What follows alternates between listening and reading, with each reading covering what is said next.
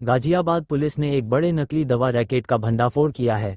इस मामले में पुलिस ने 5 लोगों को गिरफ्तार किया है, जो मशहूर कंपनी हिमालय की लिव 52 दवाइयों की नकली गोलियां बनाकर बाजार में बेच रहे थे। जांच में खुलासा हुआ कि नकली दवाइयों का निर्माण हरियाणा के सोनीपत में किया जा रहा था, जबकि उनकी पैकेजिंग मेरठ में होती थी।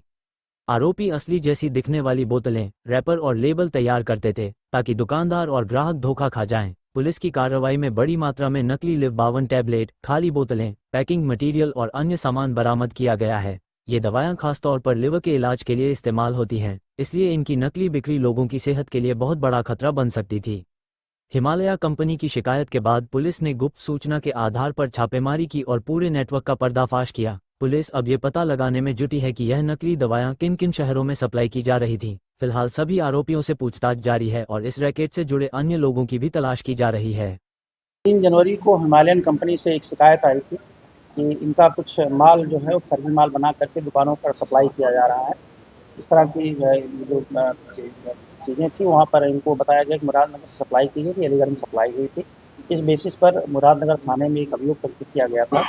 अभियोग पंजीकरण के बाद मुरादनगर के थाने की टीम और प्लस जो हमारी स्वाट टीम थी उन लोगों ने इसमें टेक्निकली चेक करना शुरू किया। चेक करने के बाद कुछ लोगों का नाम प्रकाश में आया। उनको जब लाकर पूछताछ की गई तो इनके द्वारा स्वीकार किया गया। इनके द्वारा ली 52 का जो माल है ये हरियाणा की कंपनी से बनवाया जाता था और इसके जो रैपर और डिब्बे थे वो मेरठ की जगह से बनवाया जाता था। तो इसमें पूछताछ करने के उपरांत इनको जो माल बरामद हुए हैं इनकी पूछताछ से माल बरामद किए गए हैं। उसमें रैपर भी है, डिब्बियाँ भी हैं, उसके ढक्कन भी हैं और उसकी जो उससे जो डाइस बनाया जाता है वो डाई भी बरामद हुई है। प्लस जो गोली बना करके सप्लाई की जाती है तो गोली भी बरामद हुई है अराउंड 50,000 के आसपास।